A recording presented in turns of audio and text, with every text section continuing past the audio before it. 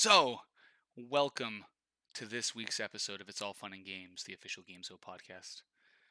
I'm Dan, the head writer at Gamezo, and this week, just like every other week, if you've watched any of the other episodes, I'm joined by Ross. Ross, how are you? Hello. I Hello. guess we're starting now. Yeah, we'll just go. You kind of threw it off by like starting it and then stopping and then Hey, threw up the BRB sign on Twitch. the Again, a reminder if you're listening to the podcast live on yeah, Twitch. we're live on Twitch every Sunday, right around 2 p.m. Eastern time.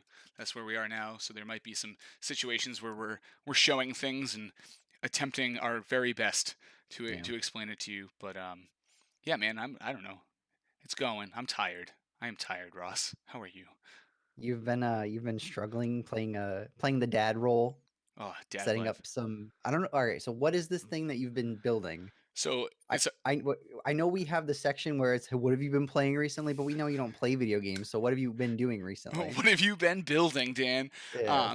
This week I built a brand new desk, which I'm sitting at in my room, which is pretty good. It was very easy. It's just a steel Z frame construction with a nice, sturdy top. So we get a new gaming section. I moved my gaming sim racing cockpit up from the basement to the bedroom. So I'm putting that back together, the two pieces, and adding a an attached screen mount so I can have that good to go. And then the one you're really pushing for is I've been building a pergola.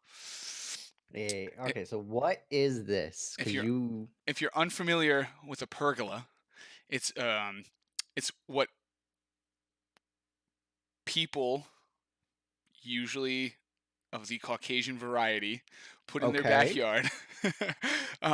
It's like hashtag white people stuff for real. It's you got four posts, right? So to explain this, you have four like 8 foot tall posts, and then you have a square frame on the top, and then across that frame go slats to give you shading. Pergola, So it's just an awning? basically, yeah. It's a Okay. it's a fancy awning. So been building that this morning. I'm waiting on the Home Depot to get your boy his power drill so I can finish. Everything's in place. I just have to put some screws down. So that's what I've been building. Oh, real quick before we go into what we've been playing, upfront reminder: if you've been watching the podcast, listening to the podcast, whatever, follow it, like it, give us the Oh, five there we stars. go. We got to There give we it the 5 stars. go. Call to action up front. We don't want to make you wait an hour and a half to be reminded to give us those 5 stars. So set that up. But I've also been playing some games, Ross. All This is right. Well, this is my favorite part, right? So like you sit here and you're like, yeah, I've been playing this game. It's called Intense Dragon King Night Lord. It's no one's ever heard of it before. It's like 60 cents on Steam. I'm friends with the developer because they DM'd me once and I'm doing a review for it. And like 3 people are gonna read it, but give it a try. It's on congregate.com. it's not on Congregate. Um, to be fair, the last 60 cent game I talked about, I was not very nice to. So, and I don't Okay. know the developer. So, but yeah, I've been playing three things. Valorant. I'm Yep. playing Valorant. Okay, so that is not that's free. Actually, it's not actually going to cost you any money. So play that one if you can. Um, I've been playing, and because you watched me stream it, the Startup Company, which is Yep. it's a strategy simulator game where you start a tech company and you have to grow it from literally being an 18-year-old with no employees to a multi-billion-dollar company, and that's been fun. I played it Monday for a bit on stream, like 2 or 3 hours, and then I actually played it like Thursday night, like for a long time, like a really long time. It's fun if you're into those games. If you're into like the game dev story or any of the tycoon style games, it's similar to that. It's like Startup Tycoon, basically. It's fun. It's like $13. Did you ever buy a whiteboard for your I office did. I desk? did. I got a whiteboard, and the best part about that game is any amount of unhappiness can be fixed with a bonus. Like any employee who's mad, there's like a dollar amount to make them unmad, which Yeah. is fantastic. So Very realistic. didn't need the whiteboard for a while, but I eventually did get the whiteboard. What really screwed me up is I got my first manager. So you have to attach like 3 people to them, and then you no longer tell those people what to do. the Oh, manager no. has to set up like a production plan for them. So like you manage the manager and then the manager manages them. And I had a hard time letting go of the kind of the Much very like real life. yeah, the micro like management portion of that. Um was just tough because I'm still like relatively small. The game wasn't making me get a manager. I just thought it would make my life easier, but the team's sub 20 people, so it's actually easier for me to just control the flow of everybody than try to like off put it to the manager. I feel like you're Um gonna say that when you have 100 people in there. no, You'd be like, that's "Yeah, it was easier for me to just click them all. The the guy wasn't listening to me. We didn't share the same vision." yeah, fired. I did fire my first person though. Was the girl kept asking for the whiteboard? No, I had too many sales reps. I broke Oh. basically you can sell banners, text ads, or video ads based on a time slot, and then you prospect based on how many people kind of are on your app during that time slot. And I broke it into 5 time slots, and what I ended up with were like two 80,000 people like time slots that were worth $3 per mil, which is per thousand. But like if I fired one person, made that a 160,000 person time slot, it became like $5 per thousand. Ooh, Yeah, so making money moves. yeah, so I'm up to like positive 100K per month, which is pretty good. Ooh, Yeah, okay. so we rolling, and then Seed funding is live. yeah, and then I'm doing like the real deal. Like I've worked at enough startups to know the backroom tricks. Like having just enough money to pay off one investor, but then there's a new investor for a Series B that will give me more than I just spent to pay that guy off for less percentage of the company. So I'm like slowly working investors against each other to buy back larger chunks of my company and but keep the Boy. money flow going. So it's a Dan game. It is like It it's my minor in business management is coming back to help. So and then the other game I've been playing that's actually been pretty cool. It's one I'm reviewing. They sent us the key. It's called A Fold Apart, and it reminds me of like mechanically similar to Fez, but story wise similar in some ways. I don't know why, because the story itself isn't similar, but like the way it's hitting me reminds me of Unfinished Swan. I don't know if you ever played that one. It was a PlayStation indie game. It no. was really, really good. It was about a kid dealing with like his dead mom. Um, pulled the heartstrings. It was good. But this is basically through origami based platforming almost. You are going through the story of two people who are doing a long distance relationship, so you have to like flip the pages and bend them and then like unfold them to kind of get the platforms where you want to move across. And it's all visual storytelling, so it's pretty good so far. It's definitely like one of those interest the I play that mechanics. game in real life. I don't wanna play that game Yeah. in a video game. The mechanics It's called interesting. texting.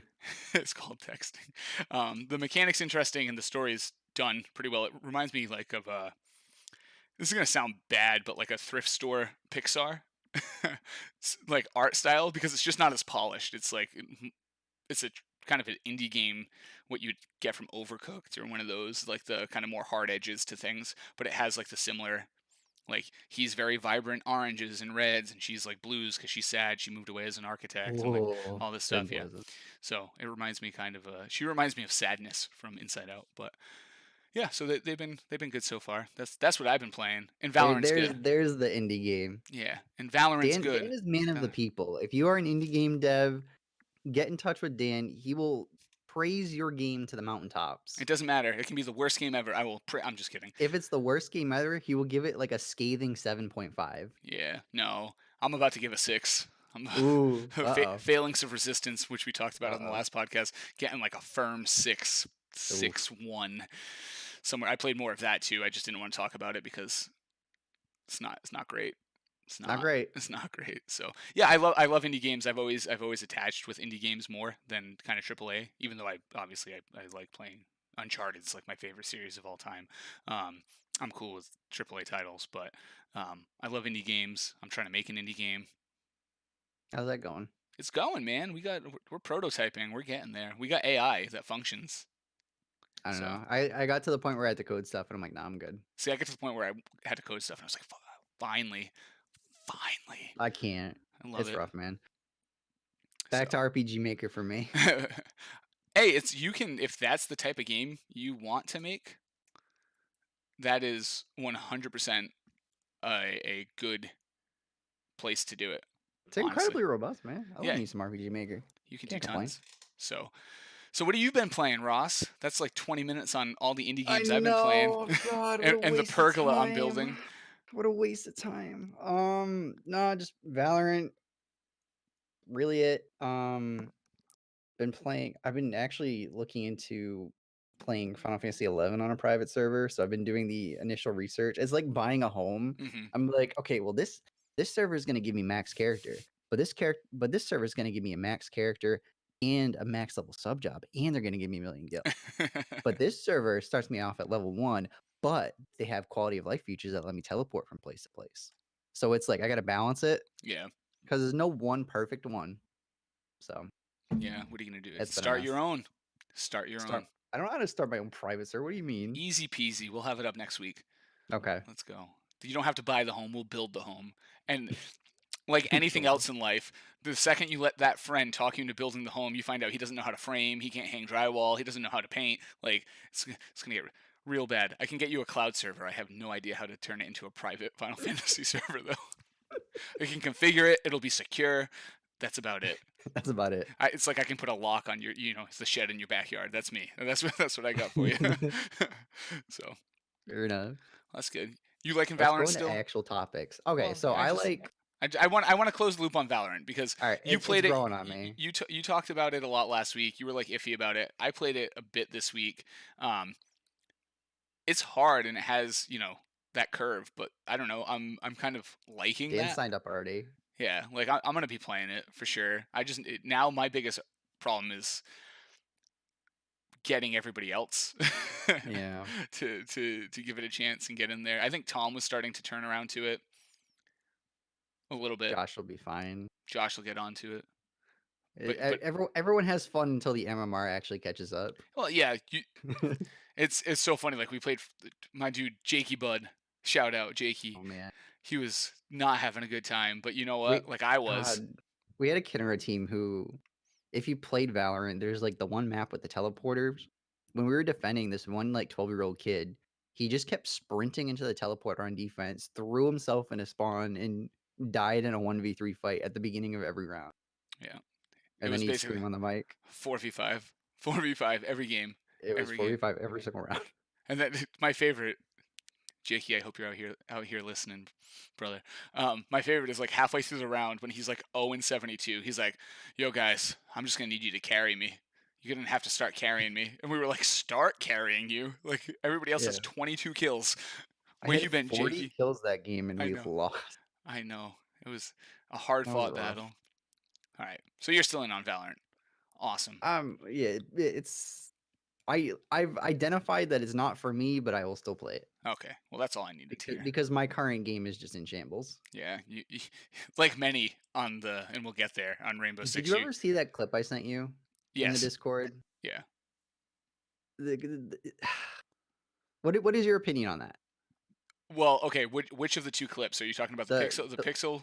yeah, the one where he's shooting through the roof because It's the roof literally isn't on the building correctly. yeah. It's annoying from a competitive gaming standpoint that there would be something like that sloppy there, but also how long did they spend finding that?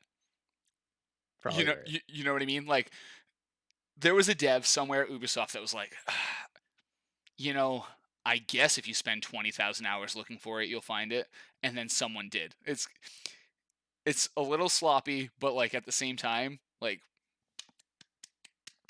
For context, there's one map where you can get on the roof, like at pretty much every other map. But for some reason, like the roofing panels aren't attached to the building properly. So there's like a little gap in between like one roof panel and another. So this dude is just like sitting in between the two panels, waiting for a guy to run down a hallway underneath it. And of course, he kills him. I think always. I would actually uninstall the game if that happened to me. And this happened in like a community league. Oh no. Like this wasn't just like I'm playing ranks. Like this is like an actual league with like standings and stuff. And this dude just gets clapped for no reason. People trying to go pro, they're out here getting Yeah. whacked. Not not a good time. Not a good time. All right. So we got topics this week, Ross. We got Are you gaming sure? news. We're going to talk about hashtag cheaters in video games, which we've talked about a little bit, and it's My a hot button cheaters. topic for you. So it's honestly a great topic to get you going. I don't, it's not really a hot button topic for me. It's just, bro, cheaters. I know. We'll get you wound up and going on No. that, and then we'll talk some esports news, and then we're gonna do something a little bit different this week. Um, Or what? oh yeah, you didn't know about this? Oh, I'm No. Is dropping it this on you. your plan that you didn't want to share with me? What plan? No, I told you about. There's another plan I can't tell you anything about until sometime this week. But Okay, that's what I was talking about. this thing is we talked about it last week. After the main show, we normally stay on and we kind of go back and we debrief and we poke at things we may have not added additional context to or whatever. So Hmm. we will hit a BRB. We'll stick We're gonna around. include chat on that. Yeah, we will do our So more debrief. more incentive to watch it live. Exactly. We'll do our Sorry, debrief. guys. Probably record it and drop it on YouTube like later. But Ooh, now or Gamezo Patreon after baby. dark. Get on Patreon. Support us $1 a month. You get this extra spicy content. Um, yeah, so we'll do our debrief live, and then that'll be Okay, like you said an incentive for folks to watch live if you're listening. So cool. First thing I had under gaming news isn't even gaming news, but it's just a you know sure as hell isn't something I care about. yeah. So it's someone's just randomly walking through the cemetery behind my house. I apologize. Okay, Top end well, content. I got like dog San squirrel Diego mode. Comic Con got canceled, Yeah, thank you. which is no surprise. Nope. Well, the surprise is that it's July 22nd, and it kind of hurts the people that are still in this mindset of, oh, this will be gone in like a week or 2 weeks, Hmm. or you know, I if you just kind of assume it's going to be like this for the rest of the year, you're going to be fine. Yeah, and that's the thing. Just assume it's going to be this way, and that's how I've been living. I'm gonna assume it's going to be this way until someone tells me otherwise. Yeah. So like I'm not planning. No vacations are planned. No conferences are planned. Like I've got people like, oh, you gonna go to TwitchCon? Not even You sure go it's to gonna Twitch. exist in September. My work's asking me if I'm gonna go down to Hacker Halted in Georgia again. I don't know if it's happening. Like I'm just gonna skate through and I know that those $30 Spirit Airlines tickets are really tempting right now, yep, but good luck. exactly. I mean, it is Spirit, so you're probably going to end up flying the plane regardless, so Or standing. there might be hope. Yeah, it's all good. So that's one big thing. It's more entertainment news than gaming news. The next one I had on the list was pretty. This is like the typical Ross React moment. Hey, we're getting Crisis remastered. Nobody Who cares. asked for it? No, Who no, no, asked for no. it? Not like it's it. The problem is that like we knew they were doing stuff, but everyone was like, "Oh, Crisis 4, Yeah. maybe something else." But in classic this era fashion, it's just nope. We just remastered a game. Hmm. And That look, that thing we worked so hard on. one of the most interesting one of the most interesting things about Crisis that always made me laugh is that game literally melted hardware, right? Like that Hmm. game melted hardware, but it continued to melt hardware that came out years after the game. So they somehow built a game with specs that were like so far out of the scope or realm of possibility. Yeah. So it'll be interesting to see how much it chugs my computer now. The new one, just like oh Well, it's got ray tracing, yeah, so here we go. it definitely will. Let's chug it. So But it's just I don't. Again, Crisis was cool because in like 2007, I guess when it came out, we didn't really have huge sandbox mhm, games like that. I remember Far Cry was like the greatest thing ever in 2004 when it came out because here's an island, do whatever you want. yep, Here's your boat, and like that was the game. When at the time it's just here's mission 1-1. You go down this hallway and shoot 3 people. mhm, Here's mission 1-2. You defend this one spot. Mission 1-3. Don't let this person die. yeah. It's And look, linear games have a space, and Yeah. like I mentioned, Uncharted games are some of my favorite games of all time. Right? They Final Fantasy try to 7. they try to have like like these little open world sections, but like not every game has to be that way. Yeah. But you're right, that was so hard to do back then. Now we have developers and studios who are very experienced and they know how to build open world sandbox games. The engines support it. Like it's just a much more supported versioning or feature in games now. So Yeah, I don't know. Hopefully, it brings some. I think their plays, like you mentioned, there's likely a new Crisis somewhere in the works. hopefully. If you re-release the first one remastered, you introduce a bunch of people to this game that have never seen it before, and I wonder then how it holds up. yeah, and then you I'm kinda hope interested.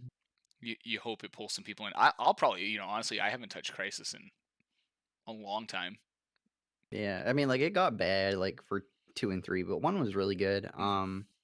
Like I said, we kinda had that weird phase in the mid-2010s and, like, late 20s where every single game had to be an open world game Hmm. or it was gonna bomb. So I don't know if it's gonna feel kinda like that era or if it's gonna actually keep up with 2020. I don't Yeah, know. yeah. We'll see. We will see. There's definitely going to be die-hard Crisis fans that are excited for it. You But I know. don't think you can, like, I don't think you can do the Crisis thing anymore where you put all this effort into a game that 5% of the people that have a PC will be able to run, like, well, right?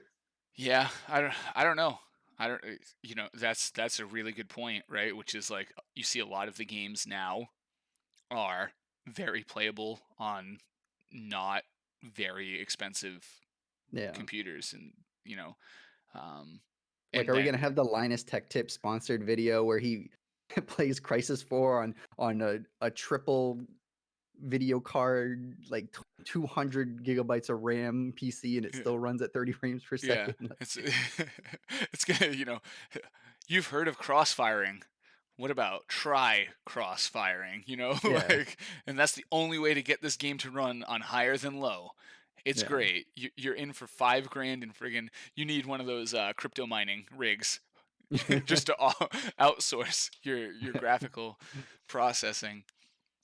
Imagine trying Ridiculous. to play that, like, on a cloud. It takes up the whole cloud building just to have one person play it. One giant Amazon warehouse and just Big AWS yeah, server. just tons. And if you've ever seen some of those, like I know you've driven by the Amazon warehouse, right? Which is for It's literally right down the street from me. yeah, exactly. Like imagine that is like one floor of a multi-floor building, and that's where Man. like the actual AWS servers sit. Like On a side note, I live, like, 2 blocks away from a big fulfillment facility, and I just like, give me drone delivery, please. Like, I live 2 blocks away. they can't, I dude. don't wanna wait 2 days for stuff. People are gonna shoot it down.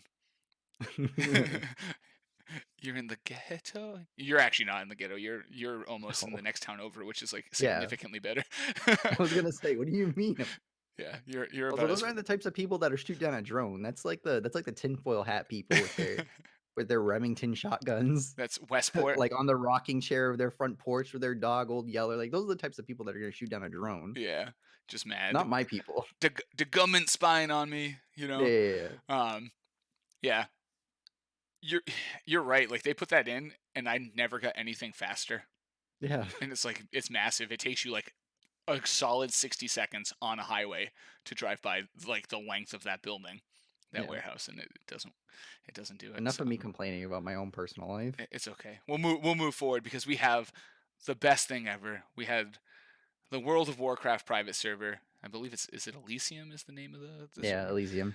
Um, they did a simulated pandemic, and they did it in kind of an interesting way where they didn't kill anybody, which was good. They didn't punish anybody Yeah. for it. They omitted people, I believe, under level 10 on the Yeah. server. Um, and what they did is they rolled it out, and they got like a huge chunk of the population infected. And then they rolled it back and they re-released the pandemic, but then they gave people tools to fight the pandemic. So they gave them things like Lysol spray to spray down gear when they buy it, and that reduced their Hand soap. yeah, hand soap. They added a mask feature, which reduced chances, and so on and so forth. So I thought that was a really interesting way. We talked last week about some of the gaming studios out in Europe adding the stay home save a life into their game. I thought this was kind of an interesting thing because it's a private server and these people took it upon themselves to kind of push the message as well to folks. So just more gamers doing good things. We're not all losers living in mom's basement. You know what I mean? Not all of Yeah, us, just most of us are. most of us. Yep. I've upgraded to the one-bedroom apartment loser. Yeah. I got I got married, which is just a fancy way to say like I have a new mom. My wife says that all the time. She's like, being a wife is the same thing as being a mom, just the child's much bigger. So, you know, Well, it is what it is. I am a. we can ask Tom's wife about that one. Oh, jeez, poor Caitlin. God bless her. She, Um, she's the too perfect. I don't know how I feel about this, the WoW thing. Like, well, at first, I guess the infection rate was something like 88% Hmm. of the server, and then when they rolled it back, it got cut in half because people were actually doing the thing. Hmm. Um, I mean, playing on a private server and all of a sudden, well, all this is going on, people are dying left and right, like people losing their jobs, and I just want to play on a private server, and all of a sudden, oh, my movement speed gets cut by 10%. Oh, my stats are down 5% because some guy wants to teach people how to wash their hands. It's like I know how to wash my hands. Like this sucks. Yeah, I I'm get finding a new that. private server. I do. I get that. And then, and I thought that too. I was like, look, if I was, so the whole stay home, save a life thing, very unintrusive. It's like, oh, an extra message pops up. I see a thing when I drive by in dirt, whatever. It doesn't really affect me. It's there. It's traditional advertisement. You see it enough, it ends up becoming, something you ingrain, right? It's why politicians put signs on all the lawns. It's just visibility. Um, and I thought about that too. I was like, how would I feel if like tomorrow I was playing iRacing and they were like, yeah, nope, now you have to deal with a cough. You didn't Yeah. you Well, didn't I wash your mean, hands and now you're gonna cough, so the screen's gonna shake. See how bad it is to have a cough, and it's like, yeah, I know. you get it, but at the same time, not everybody's us. You know, we get it. I go out. I haven't been out anywhere s- since this. I had a stomach bug, and then they shut down the office, and I haven't gone to a store since. Like my wife goes Lucky, out once a week and grabs stuff. It's always curbside pickup. Everything else I Amazon if I can, right? Like I'm not going to Walmart to grab a webcam or or anything, or can't. I know you can't. Um, I'm not whatever. Whether it's energy drinks, I'm getting a pallet, basically from Amazon. I'm not running out to my Cumberland Farms to get my game fuel. I'm ordering it, So I mean, I haven't gone anywhere. Like I drove my car around the block to make sure everything's like working and like bearings are staying oiled Yeah. and stuff like that. But like I haven't gone and put gas in my car. I haven't done anything, right? And it's because I get it. Like I have friends and family in healthcare. Yeah, Me. I have you. I have Me. my mom. I have like a bunch of my wife's friends are nurses or work in phlebotomists and different things. They have to go in for it. My mom's an immunocompromised person who's high risk who works in a nursing facility. Like my aunt's works for a hospital system. Like I get it, right? But for every one of us, there's like two people that are like, Psh, it's no big deal. I'm young. I'm going to the beach in Jacksonville. They're reopen, So I think it's more for those people, but I can definitely see where I would probably be annoyed if like, because how long did it go on? Was it like a week? Yeah, it was a significant amount of It was time. like Like a it chunk of wasn't time. just So like like, a day. yeah, like so imagine like for a week your gaming experience is hindered, and you're like one of these people that don't need to be taught this lesson. I could definitely see that being. Messing with movement speed in an MMO is like a cardinal sin. Because movement speed, if gear has movement speed on it, 9 times out of 10, that thing is worth millions of dollars Yeah, or millions of in-game money or whatever. yeah, Even like a 3% movement speed, that thing is you might as well put like the Supreme logo on it because it's just gonna be super expensive. yeah. Yeah. It, again, I think they went for shock value and movement speed, like you said, is one of those things you don't mess with. So by messing with it, it really gets your attention. Bro, if I see that, man, I'm the SpongeBob meme. Alright, Imma head out. Yeah, just Imma new head private out server. in a private server. Hey, while you're shopping for your private servers for Final Fantasy 11, make sure you're like, hey, there's a no pandemic. No Like, pin, yeah, yeah, yeah. we're not gonna do this. So, um, I thought it was interesting. Like I said, there's the two sides to it. I thought it's good that people in the gaming industry whether they're normal people running a private server or companies, are trying to help. But you know, I agree. There are definitely negative consequences potentially for doing that, right? You're gonna piss some people off. Me, Ross is out. Ross left the me, server. Ross is me. just mad because this dude is also Rain that runs the server, Yeah, and I'm Ross very is the mad. real Rain, and that is Yeah. how this ends. Duel Oh man, for it. 'cause I work 40 hours a week in healthcare, and then I gotta deal with this on the weekends. Hell no. I know, I'm I hear good. you. I hear you. Hey, moving forward into some more good news. You got Guilty Gear Beta. That's been going That real okay, smooth. that's good news, Been going but smooth. it has not been going smooth. Oh, it hasn't. No. Okay, so Guilty Gear Strive, new fighting game. If you don't play fighting games, this is supposed to be the savior of the fighting game genre, which right now it is just a mess. It is just Street Fighter 5, bad. No Marvel game, that's horrible. Fighting games are good when there is a good Marvel game. Hmm. There is currently not a good Marvel game. Um,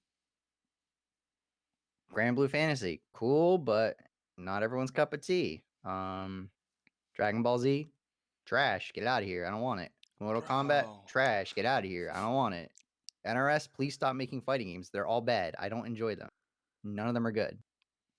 Now that I've gotten that out of the way, Tell us how you really feel. Arc System Works is the savior of fighting games, and this is supposed to be the savior of fighting games. Um, the biggest thing is that I'm not going to get into like super technical aspects of it, but they are transitioning to a new netcode, which is the rollback netcode, which is what everyone has been asking for the past 10 years. But again, devs are complacent and they're going to do what they want. So this is going to be the first like big AAA game. Well, AAA, but the first big mainline fighting game with rollback netcode. That isn't like a because there's other games that have it, but they're all like old remaster versions of games that like no one plays, like Garrow, Mark of the Wolves, and stuff like that. But yeah, so this is gonna be the first big game with rollback netcode. But the beta is delayed based, so they're doing that for the main game and not for the beta. Um, Guilty Gear is moving into a new lobby system. So if you've played, because you've played other Hmm. Arc System Works fighting games, traditionally when you play multiplayer, you don't just like hit the Q button. Well, you can, but for the most part, people play games by going to like these lobbies where it's like a big open room and there's like arcade cabinets and you walk your avatar over to the arcade cabinet and then you sit there and you kind of wait for someone to sit, kind of like an actual arcade, which Hmm. is cool. They've changed it now to where the lobbies are like this kind of 2D platforming thing that kind of looks like a 2D Castlevania game Okay. almost.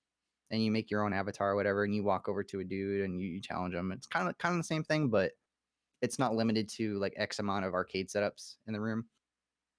But there was a problem where people couldn't find games or whatever because there were too many people in the lobby and stuff like that. So basically, the beta just kind of devolved into being able to play a computer, which is pretty much all anyone could do for a while. I Yeah.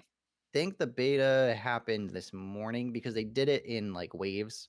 So like you could play for like a 4 hour stretch here, 4 hour stretch here, 4 hour stretch here. So I believe the Sunday one was like 6 a.m. to 10 Eastern. And then I guess people could play because I was reading some people talking about it. So I guess people could play today. Okay. As of today, the beta is not like completely busted. So it comes full circle. Yeah, I thought it was I don't want to say weird, but we were playing Friday night.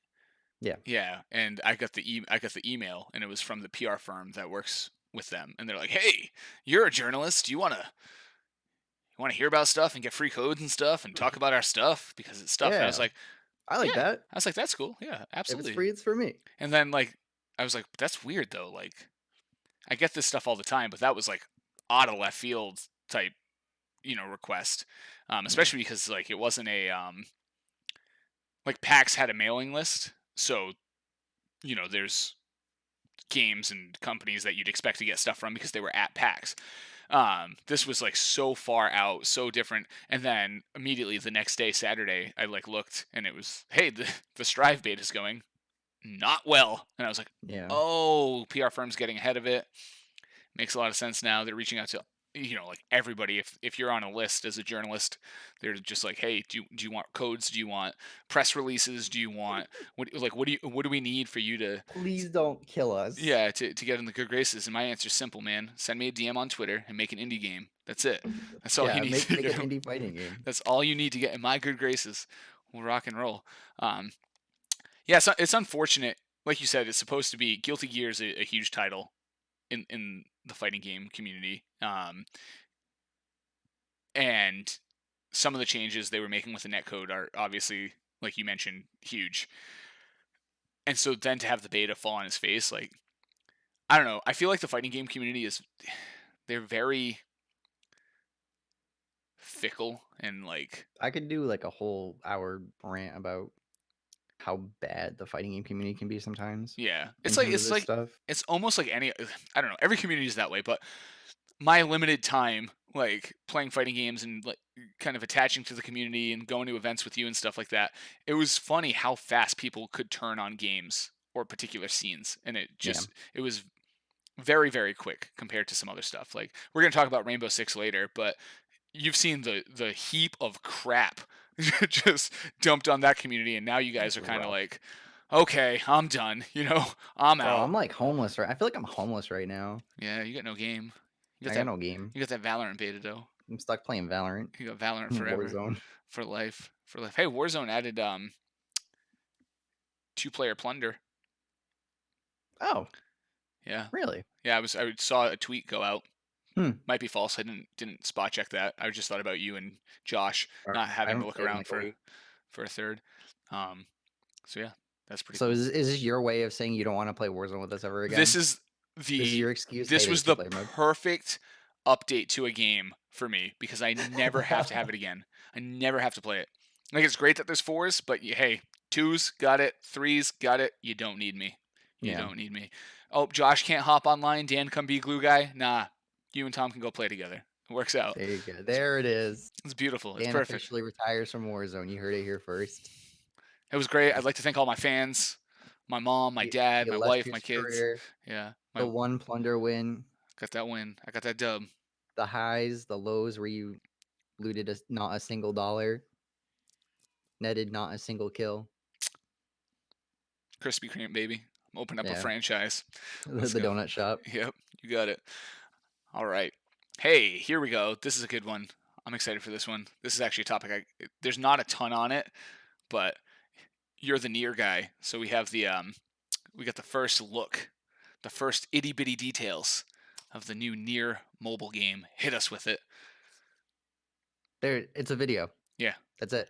Okay. But It's let's a go. person. It's a person walking. React. There's nothing. React. The only good thing I see is that it's it's Yoko Taro writing it, so I know it's gonna be good. The composer is the same composer from Nier Automata, so the music's gonna be good. The story's gonna be good. That's all I want. I'm gonna be happy. There I you don't go. care that it's a mobile game.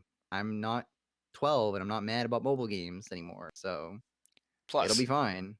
we we were really high a few weeks ago on a mobile game called Genshin Impact. So it's not like mobile Yeah. games are it's not all click, you know, brick breakers No, and stuff like that. because this is the the 10-year anniversary of the first Nier, and they are doing the Nier Replicant HD version Hmm. for because it was like a Japanese game. Yeah. So, all right, so the very first Nier, there's two versions.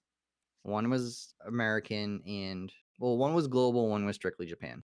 They're roughly the same story, but they're told differently. So the one that we all have is where the main character Nier and he has his daughter. But in Replicant, Nier is the girl's brother. Hmm. So it's like kind of two different narratives or whatever, but they're like essentially kind of the same story. They're like in the same universe. Cool. But I don't I've purposely held off from playing it because I knew this was coming. So I can't tell you like the big. The near mobile game, you're just starting near automata. Today. So I don't want to say anything that might be bad, but it might have to do with after Neuron. That's the rumor. I haven't, like you said, I bought it Thursday. I set up my desk yesterday up here Mm, purposely. The Roku box came in to replace the PS4 in the family center, so the kids have something to stream on. I bought like yeah, the TV downstairs is like the last TV they made without smart features, like ever. yeah. So the So FBI can't spy on you. exactly. Mhm. So I got to set up the Roku for them, and then but the PS4 is coming up here, and it's hooking in. And I've got a little switch with the different USB, not the USBs, the HDMI. So I'll have my HDMI splitter. yeah, so I'll have my cockpit, I'll have my gaming computer, and I'll have my PS4, and I can split between them for the screen, Yeah, which would that's be like the be handiest good. thing I've gotten in a while is an HDMI splitter. I Yeah, have one for my desk, and I swap between my PS4 and my because like I don't want to relax when I play video games. I don't want to sit on a couch and play on like a giant 60-inch TV with a bunch of input delay. Hell, no. I yeah, want to play on a gaming monitor, exactly. And some gaming. the reason I got a splitter in the first place is actually because of how the TV in my living room is mounted. So we have it mounted on a stand, and you basically cannot get another HDMI cable in behind the Yeah, bracket without taking the whole thing apart. So I was like, you know what? I was like, I've already got one HDMI cable in there. I will run yeah. that to the splitter, and then I will run the HDMI cables off of it. And then I was like, the second I built this desk and started moving everything up, I was like, you know what I'm doing? Getting a splitter. We're Hey, gonna set everything yeah. up. It's gonna be good to go. So, but yeah, I'm excited. I don't know if I like the game. You can't be excited because you haven't played the game Well, yet, I was Dan. just gonna You say I'm gotta play the excited to play the game. game to see if I'm Yeah. gonna if this is gonna be something I'm interested in. I do like mobile games. I've got a number of mobile games I actually play um, relatively regularly, and yeah, we'll see what happens. Like you said, the first look was nothing. So I'm excited. Well, the first look, okay, so you haven't played Nier Automata, but it is a girl character hmm who looks similar to one character from the first Nier, hmm and then she looks similar to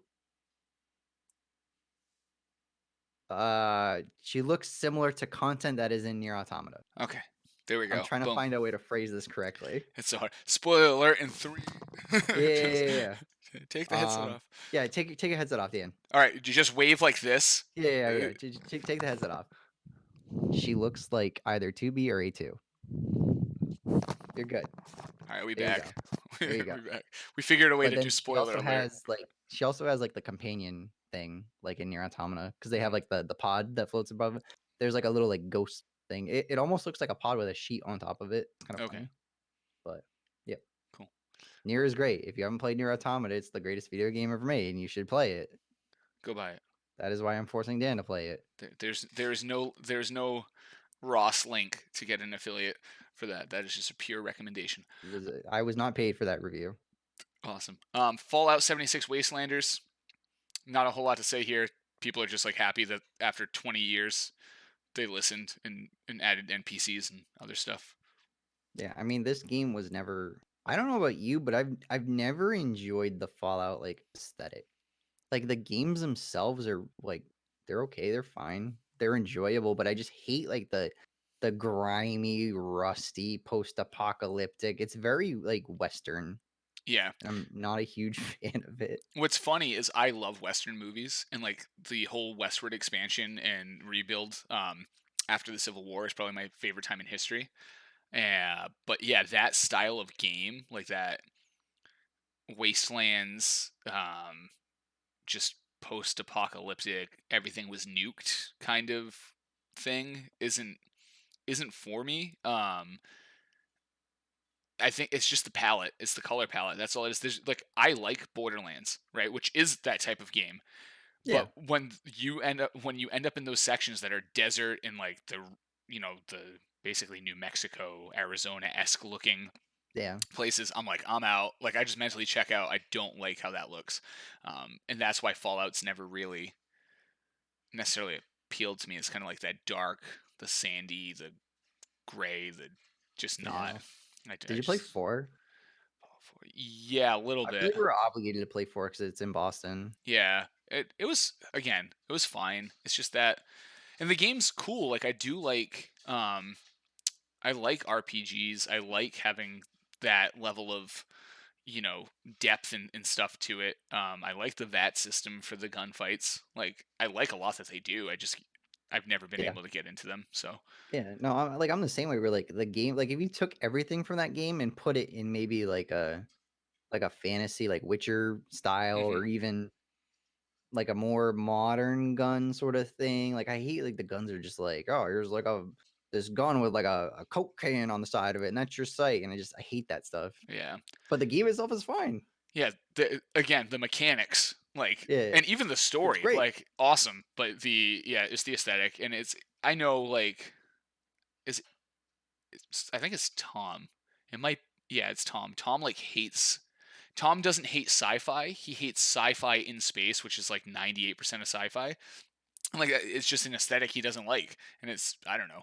I love sci-fi. Like if we can make sci-fi every game, like every Yeah, game hey, sci-fi, no, I'm I'm on in. board. I'm Like, that all that in. X4 game, man, that we were looking at the other Yeah, day, that hell yeah, that's all me, man. I love space opera stuff. yeah, that was super. Someone is like digging out front of my house, and I want Is to. that I hope that's not the guy that was also in your graveyard, like, 30 minutes I ago. know he's like just throwing bodies in.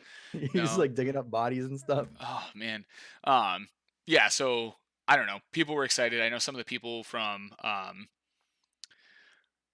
a charity that I know. They've been like they have like a partnership I think with them where they've been like streaming it to raise money and stuff like that, Yeah. and they seem pretty happy with it. Um, but again, it's just one of those things. Like to me, it's too little, too late. I wrote that game off like when it came out. Yeah, I mean, I don't again, I know absolutely nothing about 76. Didn't play it, didn't bother, didn't look at anything. The only thing I've ever seen on 76 are all, like, the meme videos of all, like, the glitches and the exploits and everything. I think Internet Historian did a video on it. I think that's what I'm thinking of, but, yeah, I mean, apparently the game just, like, didn't have NPCs in it when it first Yeah. came out It or was just something like people that. running into people, right? Like, so they basically, what they did, right, is functionally, they're like, hey, you've all wanted to play Fallout together. And everyone was like, yeah. Yeah, let's play Fall together. And they were like, but everything you loved about Fallout, we stripped out. So good luck with that. You So know, there was just no NPCs I don't think at so. all. Yeah, I, that because everything I was looking at, it's like, yeah, they added NPCs and dialogue options, I and think it was very limited NPCs. I think it was like very, like, if there were, I think it was limited. I don't think it was none. I just think it was like really, really little. yeah, it was like no human NPCs or Yeah. something like that. So that's But weird. then now 76 is out. I guess it's a free update, which is, I mean, if you charged money for that, it'd probably be like a crime on like the Geneva Convention or something. It's of all like the damage they've done. Yeah. Um, again, 76. It's just they have their weird like MMO pay format, whatever, where you get your private server, which isn't actually private because it might actually be like an already used world from the AWS server that they're repurposing. So there hmm might be someone in there already. It might be already be looted.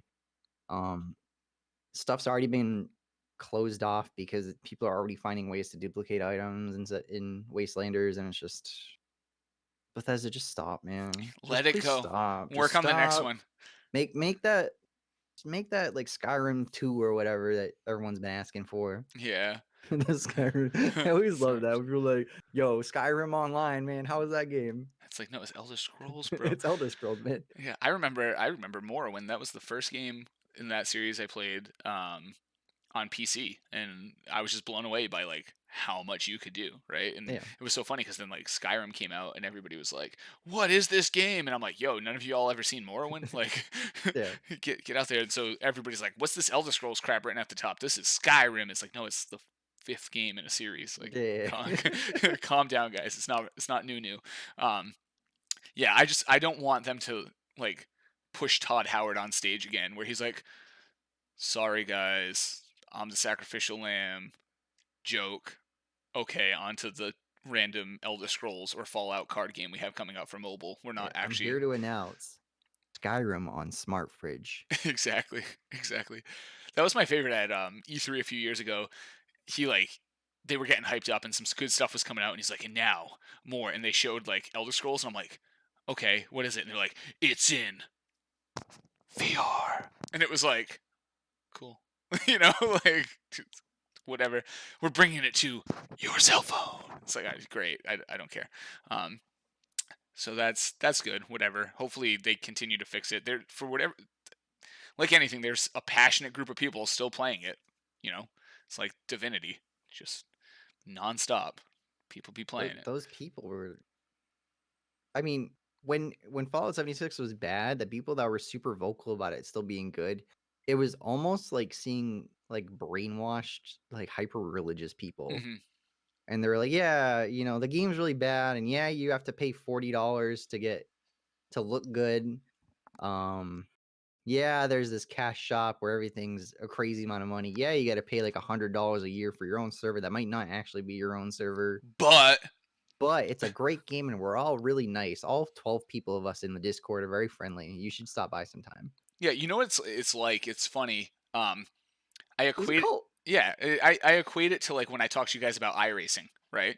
Like, except that game's actually good. But like they're basically saying all the things I say to you guys about iRacing, like, oh yeah, it costs $10 a month, plus you have to buy cars and tracks, and it's really good. And you guys are like, Dan, what the bleep is wrong with you, right? But now make the game terrible and Yeah. 90% of the internet hates it. And then you sound even like crazier. Like I get sim racing as a very small community. So like it is, I wouldn't say cultish, but like, you put up with some stuff because you want the best stuff, right? Mhm. But like to literally take a horrible game, like widely panned by all critics, right?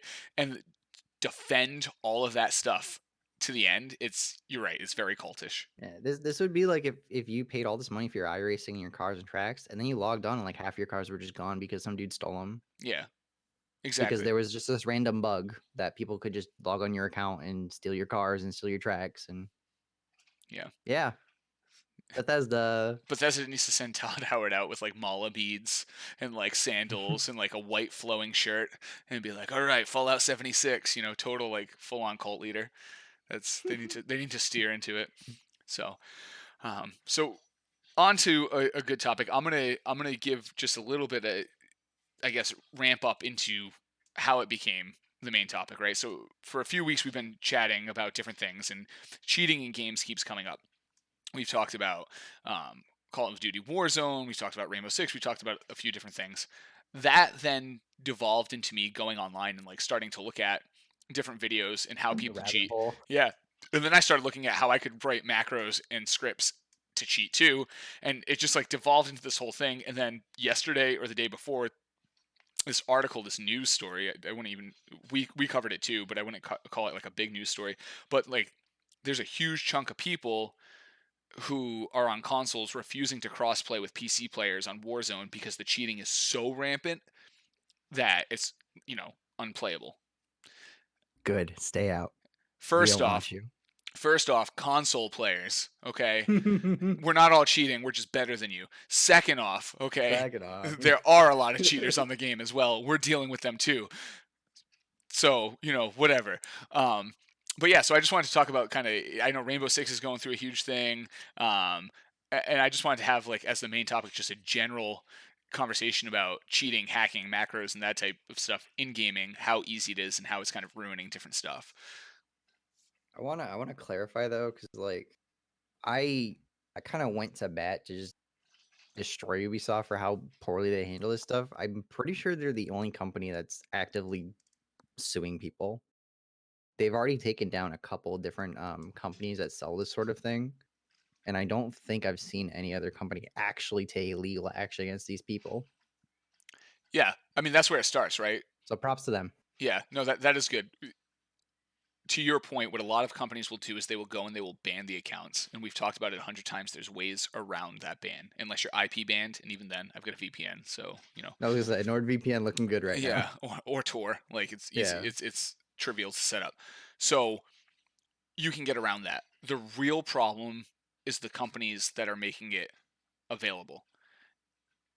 So that is great.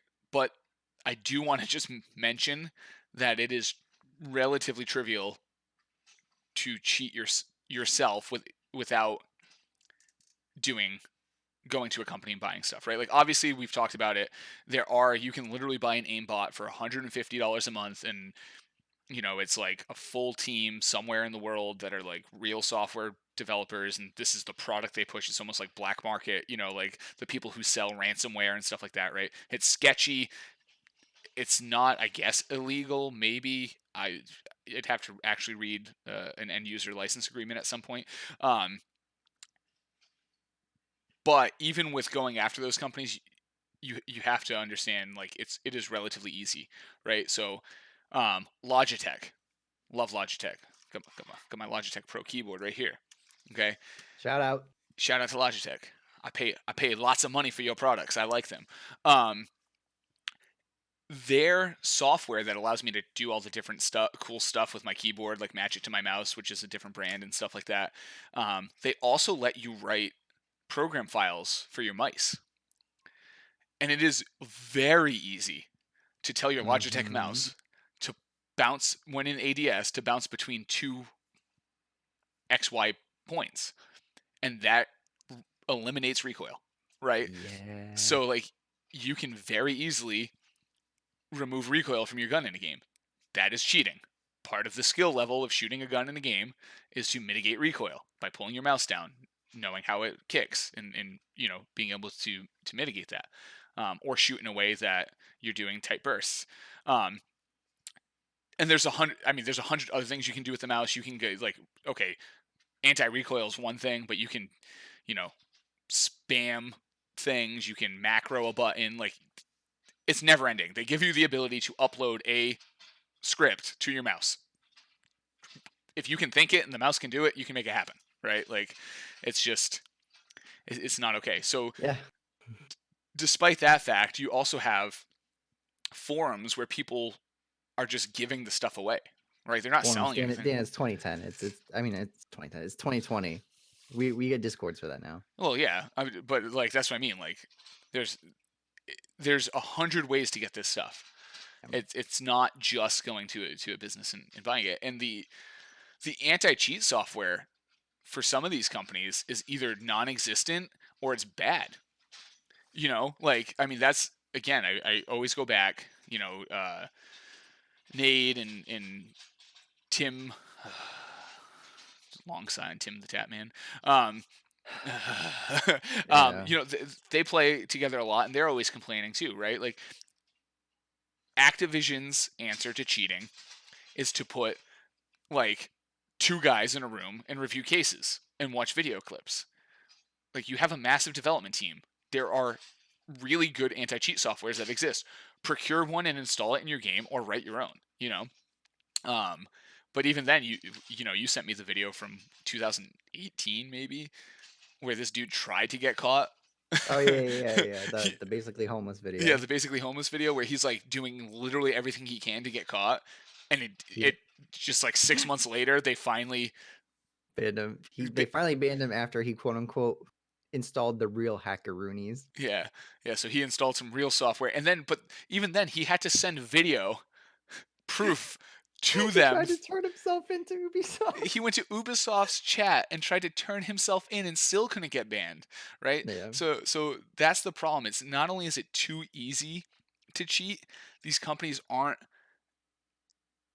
honestly doing enough to catch this stuff. And I see it in my day job in infosec, and I may have mentioned this to you offline or on a past podcast when talking about this, but there is an incentive because the cheaters, the hackers, the bad guys are always one step ahead.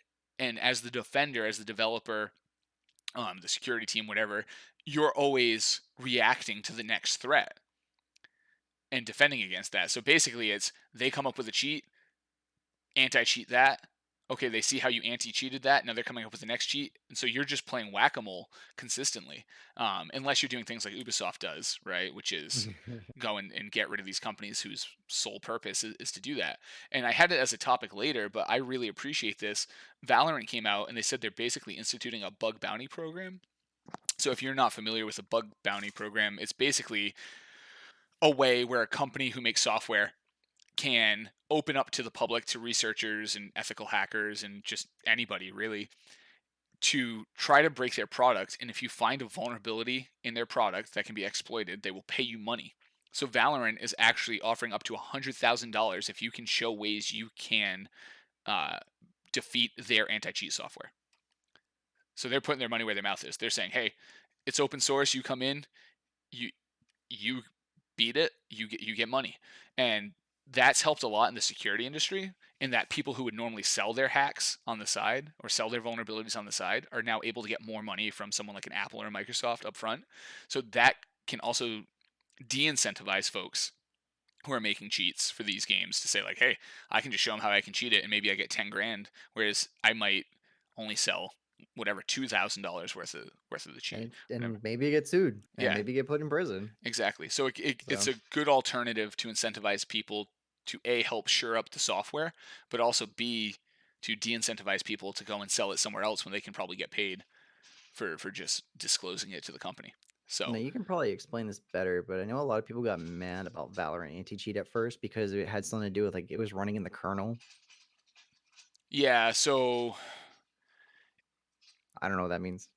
if you basically the kernel is the lowest level, or like, yeah, we'll call it that, the lowest level privilege on your computer, right? So when you're running in the operating system kernel, I mean, you are hooked in at like the base level. Like to go deeper, you would have to go into the bare metal, right, and start reading that stuff. So from that perspective, their software is basically able to get all of the data off of your computer. But by running in the kernel, you're able to detect way more cheats than by not. So it's Yeah. like this quid pro quo, or duality, I guess would be a better way to say it. There's this duality of, yes, we're collecting way more pervasive information than you probably want us to, but also Yeah. it's going to help us stop more cheaters, right? We've had a problem in the security space where even monitoring at the kernel level isn't necessarily enough for certain attack types. And so companies have actually come out where they put a custom hypervisor between the bare metal and the kernel, and they can actually read what the kernel's talking to the hardware, like the firmware, the ones and zeros, the assembly language, right? And they can see what's happening between those things now too. So, yeah, the kernel is pulling a lot of information, and you should have privacy and security concerns anytime something's at that level, right? Yeah. um but also, like, it's the best way for them to stop cheaters Yeah. at the same Well, in the time. past, people got like the last time I saw something like this is Epic Store did it, and then they used that information to like pull what games you had on Hmm. Steam and report on that. Yeah. And that's kind of grimy, yeah. But I mean, for an anti-cheat, yeah.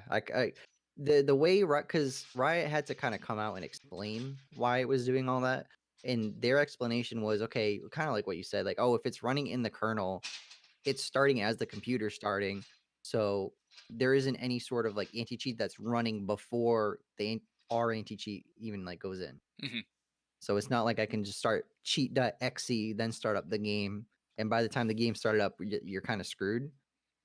This way, it's on when your computer's on. Yeah, it's pervasive is the best way to say it, right? It's just, it's always there.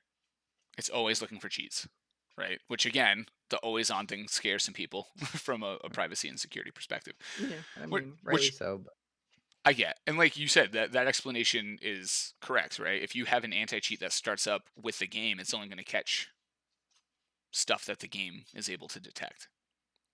So yeah, it's not going to necessarily catch macros in the background or other weird stuff you might be doing on the system level. Which is why I am writing the first ever hardware firmware based cheat module that you can plug directly into your gaming computer to USB bypass stick, Riot's kernel level anti cheat software. Let's go. starting at the low price Of ten of thousand hundred dollars, thousand dollars baby. a piece. No, $100,000 a piece. Oh yeah, you got it, Ross. That's true. 101,000 because Riot will pay me 100,000 just to Yeah, tell them about it. Let's go. 101,000 per yeah, module. You serious about your KD, Jimmy? Get your daddy to write a check to Bitwise Dan. yeah. I was gonna say like all of this is just because people can't aim, man. Like, bro, go buy like Kovacs and just sit in there for a couple hours. You'll get good. I promise, man. Nah, practicing's hard. Buying stuff's Practicing's easy. hard. Getting good's hard. Yeah, dude. Why It's would I tough. why would I work hard when I can cheat my way there? Yeah, Um, so anyway, that's, I don't know. I just wanted to talk about that a little bit.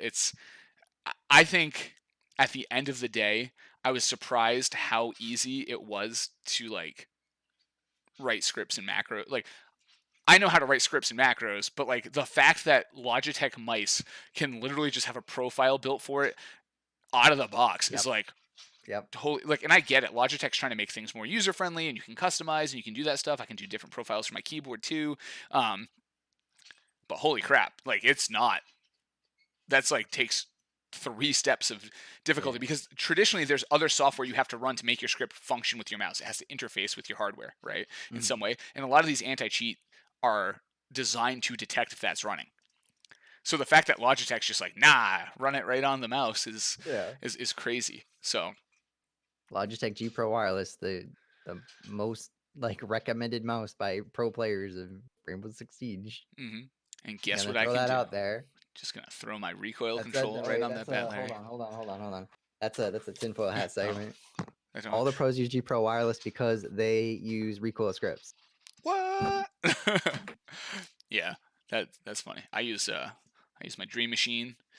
That's my preferred mouse until my Model O minus comes in. Never comes in. That mouse is gonna be way too small for you, by the I'm way. excited, dude. I'm That thing excited. is gonna be way too small for you. We'll see. I wanted to go with the smallest possible mouse because I was reading um some Rocket Jump Ninja stuff, and his feedback was effectively, look, man, the smaller the mouse, the better for control. However, it's going to hurt your hand. So, like, Yeah, basically meter your time playing. And I was like, yeah, let's see if that actually happens. Because I like the Dream Machines mice from a hardware perspective. They have everything all the top end mice have in it. They're big, yeah. They're huge, dude. which I love because I got these Yeah, mitts. Like, so um, I can't reach the fifth key on the Guitar Hero controller, oh, so rip. I have like abnormally short pinkies. I've noticed that oh about yeah, myself. oof. Like when I put on a glove for a large hand, all of my fingers hit the end and like stretch it, and then my pinky you can like flap a little bit over. I don't know what that's all about. It's evolution. Apparently, I need I need these fingers more Yeah, than the that's like pinky. the evolution that we talked about last episode, where the Xbox player is gonna Yeah, have the larger thumb those. because of the offset analog Yeah, stick. it's like, but mom, I wanted to play PlayStation. Um, Yeah, so that's my bit on cheaters is, hey, it's easy, it's pervasive. We've talked ad nauseum about Rainbow Six and how just screwed that whole scene is. Um, now it's Call of Duty. Their free game is getting Their crapped on. free game, People are yeah, leaving it, and Valorant at least is seeing all of this and being like, yes, right. It's like it's our time to shine, baby. We're gonna yeah. we're gonna come in and I know do I've said something it about it. before, but ESL, the people who do Rainbow Six Pro League and all their other tournaments and stuff like that, their way to combat all of this is to force you to install a literal Russian keylogger hmm and run that, and then upload the files that it prints out and send it to ESL after every game. hmm And Yeah. it has like a whole zip document that if you open it up, it has like every single program that's run, every single window that's open, every like key you press, every instance where there's more than two keys being hit within a set time limit. And then it has screenshots that it takes every whatever amount of time. And it's just, man, Yep. what a mess. That is the stuff you worry about, you Yeah. know, from a perspective. And I want to make sure I uninstall that real good. yeah, like like scrub that up. It used to always make me laugh when we worked in retail and like the loss prevention guy would be like, "We have a custom program called Sherlock. We can see every key you press." I'm like, "Oh, so you have a keylogger?" They're like, "No, it's not a keylogger. No, That's a keylogger, it's a bro. keylogger, dude. Sorry." Um, so anyway, so that's cheating in games. It happens. I don't do it. Ross doesn't do it. We're good people. The end. We're just good, We're dude. We're yeah. just better. If we click your head, it's because we're better than you. That's it. Um, Sorry. too bad. Hold that L. Be salty. Um, so that's a good segue directly into esports. I've got a bunch of crap, but you had like right I'm gonna do before that this. last. Oh, you want to do it last? Okay. I'm I gonna was do gonna that say last. you came in the pre-brief and you were like, "Yo, Rainbow Six, I got the heat." But we'll Rainbow Six is on fire right now. it's, It is on literal fire. it's the surface of the sun. Um, Yeah. So we'll cover some stuff. Fox Sports still in the U.S. struggling Bro, for Fox content. Sports So loves them some video yeah, so games. They they love them some video they games, have man. MLS on Fox Sports via FIFA 20 tournament. Um, it's gonna be like four. I think it's 4 rounds, a 4 round tournament. 5 weeks. 5 weeks, 4 rounds, or 8 rounds over five. Yeah, it's not a It's super long. long. It's not a super long It's a series. month, dude. Yeah, but I mean, the IndyCar and NASCAR and F1 are doing like their full seasons virtually, so that's not super long. But I thought that was pretty interesting. We're just I think every week we're gonna see it. I like to just I love bringing this back up because I'm like, you know what started this? Sim racing. Iris. Fucking Yep. sim racing started this. Bad language alert. Got to go back and beep that at 1 hour and 15 minutes. 1 hour 15. I'm making a note. I dropped the F bomb. 1:15. This is marked as a family friendly podcast. Um, the post brief is not family friendly. Anyway, Yeah. the yeah, so it started that. So I thought that was pretty good. In other automaker news, I thought this was really interesting. BMW made like a massive investment in esports, like massive, like Yeah. like huge. Yeah. They went out and they It became like what do you they call it? became Banner partners. sponsors and partners with a bunch of people. Yeah. With not just a bunch of people. Cloud9, G2, T1, Hmm. Fnatic, OnePlus Phoenix. These are all Huge high teams. tier T1 teams. Yeah. OnePlus Phoenix, T1 China, so you probably don't really care, but they're T1 China. T1 They're just built a facility where they were like, hey, 100 Thieves, right? yeah, but that's like Korea, isn't it? Yeah, but like regardless, they were like, hold, hold my beer. We're gonna crush it. And then they, Everyone's doing that right yeah, I now. know, but they went out and then they got BMW on top of it. Ridiculous, man. Yeah, but I don't understand why these companies. Well, obviously I like it, but I mean, what is BMW thinking and all?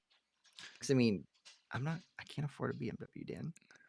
That's why I'm playing League of Legends, a free to play game. like, what is the thought process in that? they're betting that enough of us end up being able to afford BMWs that we buy. I had this conversation with the CEO of Stack Up, uh, which is a charity that helps veterans and active duty military. At PAX, we talked, and there are so many companies that want a piece of the esports and gaming pie that they will do whatever they can, and a lot of them unfortunately do it in very unhip ways, right? And we had that conversation, and that's why he started Stack Up. Is like there were other people trying to pick at the gaming demographic to raise money for veterans and active duty military, but they were just like very unhip about it. And Yeah. so to me, this is nothing more than some bean counters at BMW looking at the esports industry, looking at these teams, looking at the investment these teams have brought on, and we actually have like, you know, we're going to talk about Phase in like 2 seconds in their Series A, Phase Up, and Phase then up. you know, it's a smart investment for them, and especially right now, like Yeah. it is the only thing anybody's watching. It's constantly killing numbers. Um, some of those teams like G2 do have sim racing teams, which there's some crossover, there at least. Oh yeah, that's Um, right. so there is that. But yeah, to me, it's just another big company with a bunch of money making an investment move and hoping that some percentage of us are able to buy their $50,000 cars. No, I'm gonna be too busy buying $60 Valorant skins, unfortunately. Bro, those skins are so expensive. They are so expensive. I was like, oh, a knife skin, $35. Bro, I mean, I guess it's better than spending 300 I was gonna for say like a Dan CS:GO doesn't play skin. Counter Strike, so he doesn't have a frame of reference for any of this. Holy crap, dude. I was like, oh, $10 here, $15 there, $20 pack there. No, no, No. no, sir. You want Tough stuff. this like blue gun? $50. Yeah, easy. So, No. The only thing we know though is that G2 got a 3-year deal. We don't know anything else. We don't know dollar amount. Nothing. yeah, Just G2 got 3 years. we just know that they're going to have BMW like on their jerseys, and it's like a title sponsor basically is what Yeah. it looks like. So, I'm assuming a good chunk of cash for these guys. Especially for these teams. Yeah.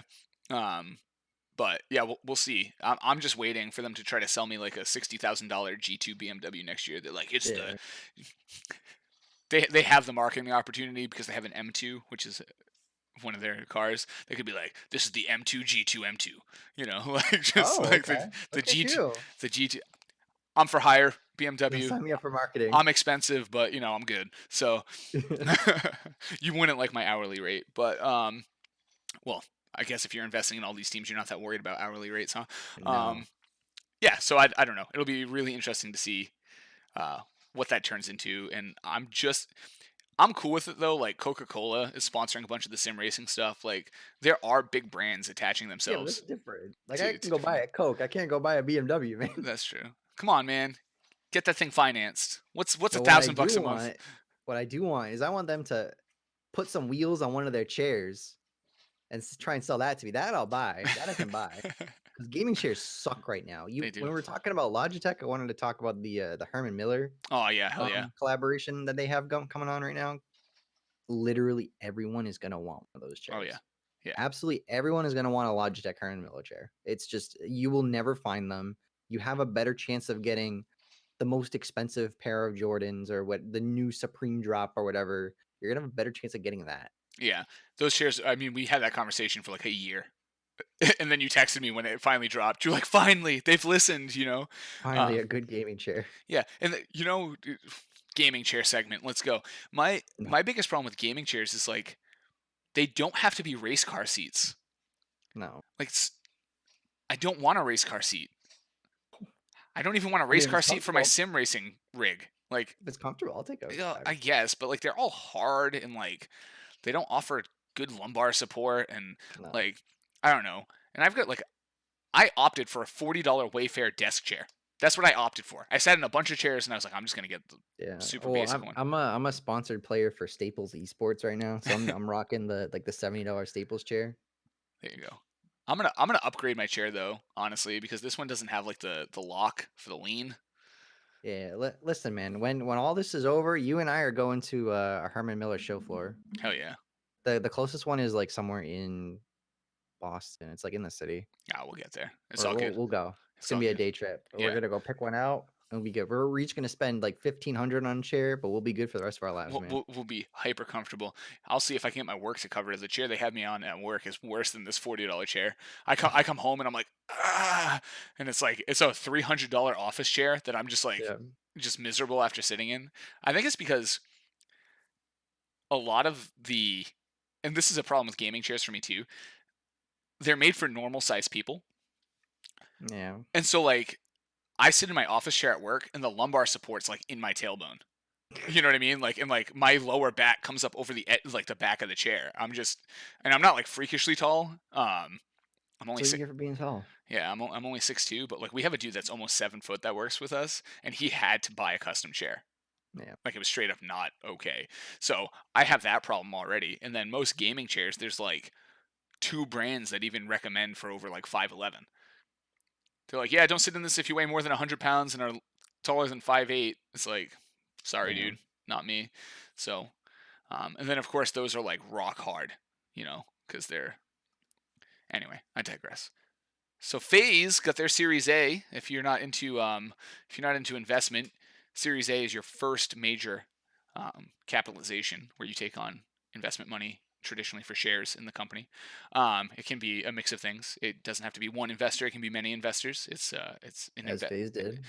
It's a portfolio traditionally approach, and you close that series when you hit the amount of money you're happy with. So they closed 40 million in Series A, which is a lot of money. I worked for a startup where we got 40 million for our Series A, and I can tell you what that looks like. That looks like offices with ping pong tables and putting greens and free lunch And every nap Friday. pods. Yeah, and just like dope stuff. We opened like a German office and an Ireland office like right afterwards, and a San Jose office. 40 million in funding is a lot of stuff. That is a lot of money. So good for them. Phase up. Hopefully hopefully it turns into whatever they need. Traditionally, it's funny. I don't know. Like I know about business. I don't know about esports business. It's got to be like a different model in a lot of ways. Well, FaZe Traditionally, is unique. yeah, traditionally a huge chunk of money like that is meant for rocket ship levels of accelerated growth. So usually you'll take that 40 million, you'll buy a bunch of offices, you'll hire tons of people, you'll put a huge marketing push into the place, and you'll just start trying to just wrap your tendrils around every inch of the market you can get and claw it in, right? Like that's usually what that a large chunk of funding like that's for. In esports, I don't know, like you're already phase, and Yeah, now you're you got already FaZe. $40 million. Like, not really Well, sure. they're starting to make that push into we're like the supreme brand Hmm. of gaming now. All their if you looked at the people who were in the funding, it's all rappers, celebrity people, athletes, like, it's not so much as they need this money for their gaming. Because I mean, if you think about it, they already have a CDL team that they paid 25 mil for. Mhm. They already have teams in Counter-Strike, Rainbow Six, I'm assuming pretty much any game you can think of. Mhm. Um, I don't really know what 40 mil is gonna buy them in terms of the esports landscape, so I think this is more of a push for them to be the supreme that we all kinda make fun of them for being. Yeah. Yeah, that makes sense. Like the esports themselves, I'm assuming, this is my assumption, are not going to be the moneymaker for a lot of these teams. It is the brand that they build, the reach that they gain, and then the sponsorship money based on that reach. The phase controller sticky grips I'm looking at right now, the Bitwise Dan swag jersey. Like, oh, they're sponsored by Nissan. Look at that. Yeah, and then I know Liquid is sponsored by Honda, so I guess car dealerships and esports just go hand in hand for some reason. Yeah, I don't know. I can afford a Nissan. I got two of them. Phase up. Who's sponsored by Toyota? I don't know. Oh, that's me. I'm That's driving the Corolla. When am I getting, like, Corolla esports? Because man, sign me up. sign me up, I'll Corolla represent the Esports. band. Yeah. So good for them. We'll see what happens. We've talked about like 100 Thieves, and it's like how they didn't pay a cent for their compound. It's like the Cash App Tostinos Chipotle compound. It's like it's the smart way to do things. So, um, yeah, I'm really interested in esports and stuff. And actually, I had it as the last thing, but I'll kind of jump to that now. I was looking at there's a Games Beat does a conference, and a lot of what they focus on is the gaming industry and esports and stuff like that. And obviously, that's been canceled. So they're doing an online version of it, and it's really open to anybody who wants to sign up, which is kind of cool. Usually, it's way more focused towards like directors at gaming companies, director level people, and you know gaming industry people and that type of thing. But it's going to be open, and they're talking a lot of this conference is about esports as a business, how it's been growing, where it's going, and that type of thing. So that is available digitally. It does cost money. It's like $0 to $400 depending on the package. But I don't know if they got like a $40 package, your boy might go check out some information about esports. Oh, to attend. I thought it was Yeah. like 400 to do. I was like, oh, all I gotta do is pay 400 and I can do my own TED talk. Like, sign me up, man. Ross is talking. Ross is talking. No, usually you got to do a call for papers and Ugh. lose. And I did that, dude, once for total aside, I became a finalist on to do a talk at a conference, and then they were like, "Bro, the conference is in Idaho, and we're not flying you from Massachusetts. So good Yeah. luck." I was like, "Thanks." So, um, awesome. We talked about the Valorant Bug Bounty program. This is my favorite headline of this week. Okay. I'm gonna hit you with my favorite headline. The No. headline was Valorant unveils initial esports plans, and the plans were we care about the community and will take their feedback under Yeah, advisement. we knew that. And it's like, you but where are the plans? They're Where are like the plans? that's the plans. It's like, okay. So Yeah, I'm sure we'll get like an actual roadmap eventually, hopefully. yeah. They're like, we talked to 100 different esports orgs and we want their input. My input is I want an actual roadmap right now. Yeah. I need to know. I want to like I guess the good thing is everybody's been talking about how it's gonna be the next esport, and it's obviously built to be an esport. And now they've come out and they've like completely acknowledged, like, yes, obviously that's the best. That's how like how do you make money on a game that's free to play? You have content and then you have to put it in front of everybody. So how do you put it in front of everybody the easiest? Esports. Like and streamers who they paid a If you're lot. Riot, why would you make a multiplayer game not with the mindset of esports? Yeah. Like When that's your forte. This is why you have the money to make all these games and these exactly. single player games and these movies and all this stuff. It's because of esports.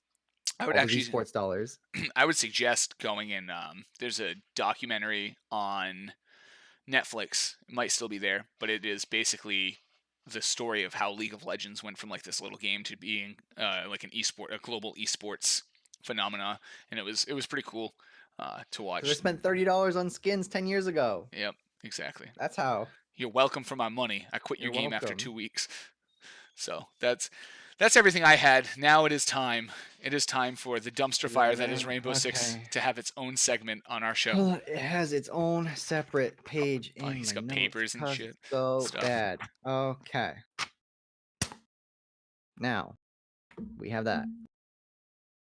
Siege is on absolute fire right now. Mhm. So, Dan, if you do not know, Rainbow Six Siege Season 11 of Pro League is over as of April 13th. Okay. I believe that's the date, but Season 11 is over. The way it works is the top two teams from each region go to fly out to an exotic location, Mm. usually Brazil, and they go play in a finals. That obviously got canceled, so Season 11 is pretty much over. The winners of each region essentially got paid out whatever the purse was going to be for the finals, like Okay. the LAN event. So, for all intents and purposes, Season 11 over. Now, Season 12 is was not is was supposed to be Ubisoft's big coming out party. It was supposed to be their big step into being a T1 esport, which is what we have been clamoring for the past 2 years, as they've been accruing all these wonderful good graces for their game that was kind of garbage and now is not garbage anymore, but kind of unplayable at the same time. But got really good, huge popular esport. Totally deserves to be in a tier one esport because like how it is. It's completely different from absolutely every single first person shooter on the market right now. And there is a market for it, and it does deserve to be a tier one esport. But I'm scared that Ubisoft kind of ruined it all. And a lot of this kind of isn't really their fault because some of it falls on the pandemic and everything, but a lot of it is kind of Ubisoft. So for season 12, their plan was to have a 10-team LAN league because the seasons right now, as they are, run online.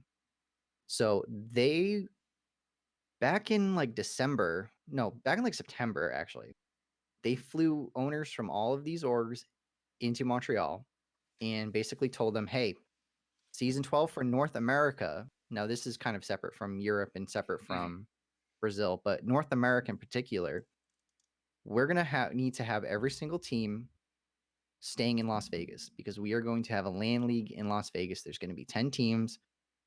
We're not going to relegate teams this season. If you're in last place, whatever, we're not going to worry about it. So we're going to have the 8 teams from the previous season, and then we're going to add in 2 other teams that were the lower division teams. So instead of making them play for their promotion, they're just kind of like, you know what? You're the only 2 teams that have decent players and have an actual org and aren't called like Bruh or Joe Esports. I'm not kidding. These teams are called So, PogChamp, Bruh, Joe Esports, Life is Pain. Like this is lower division of Siege in North love it. America. I can fit in. Um, I can fit in with my team.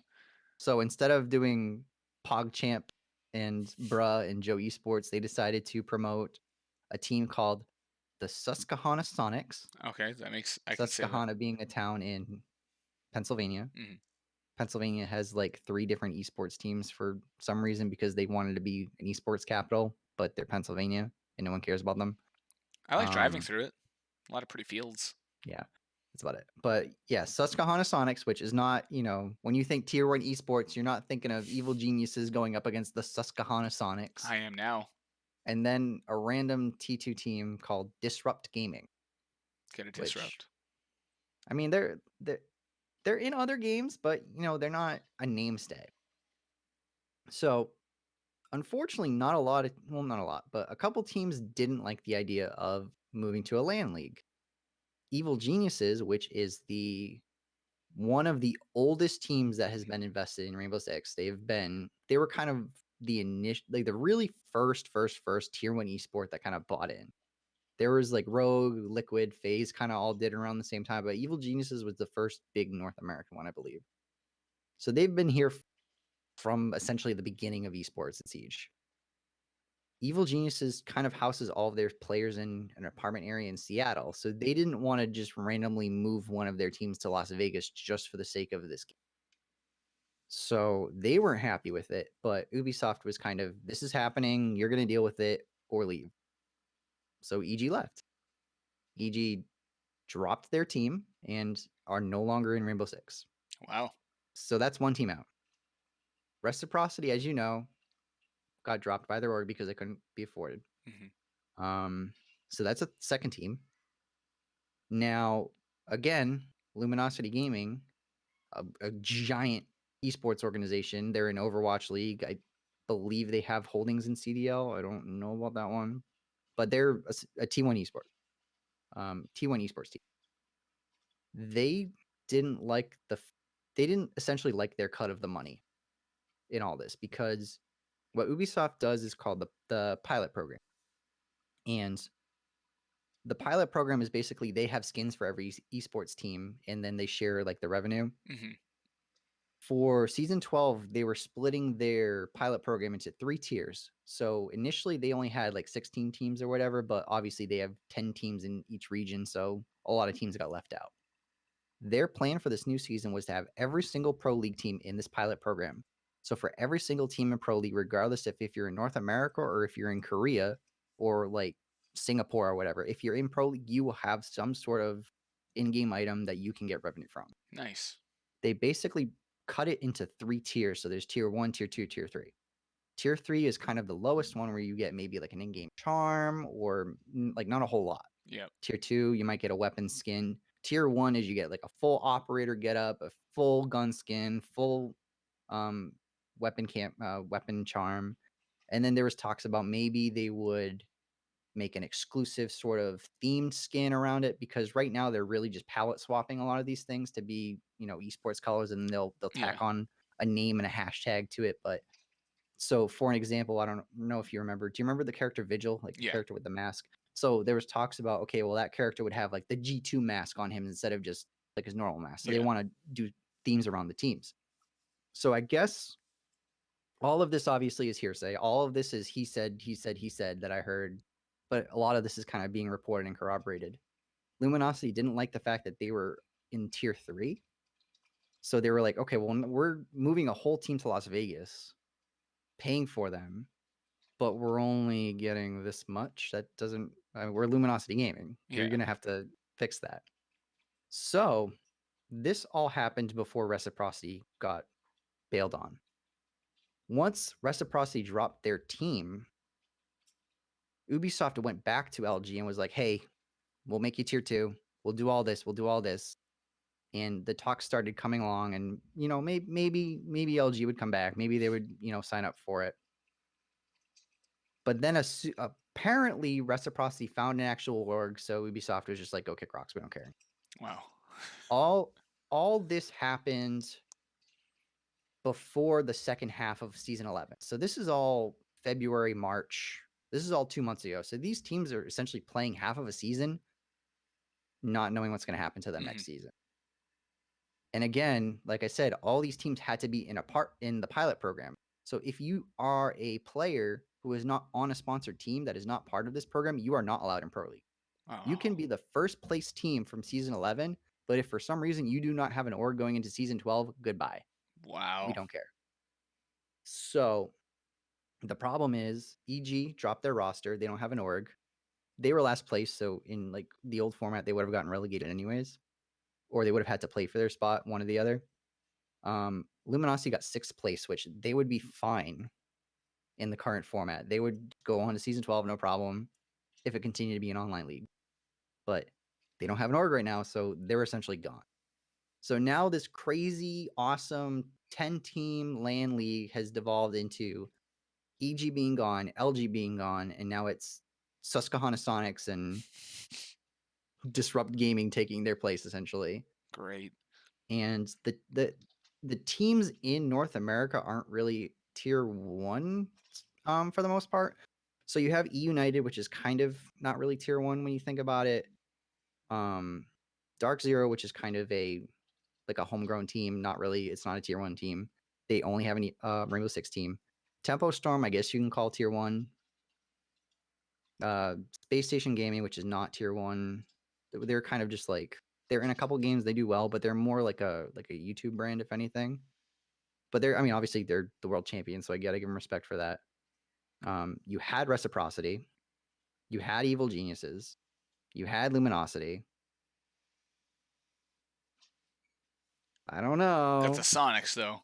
Yeah, you got Susquehanna Sonics, and you have I guess E United's your biggest team right now in North America, which is kinda, Meanwhile, you have Cloud9 with a team in Korea that which nobody watches, but that's a whole different talking point for so, that's North America in a nutshell.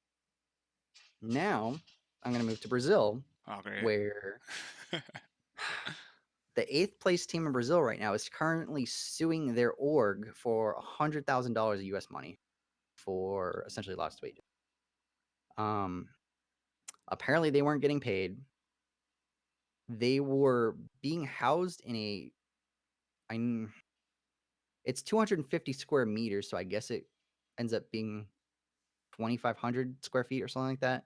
When I first read that, I thought it was an error because I was thinking in square feet. I was like, bro, there's no way there's people in 200 like 50 square foot apartments or whatever.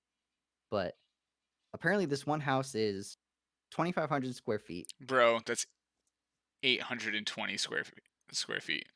No, no way. 250 meters is 800. 250 Square meters, meters. Square 820. meters. Square meters. You Okay, can't square do. meters. Yeah, there you go. Uh, we're gonna do the calculation. You keep talking. I'll do the calculation when we Okay. get there. Okay. So basically, they fit 16 people into what equivalates to equivalent. What ends up being like a 3 bedroom, 4 bedroom, Yeah, it's two like to three bath. It's 2,700. It's basically a single family home for, like, upper middle class people.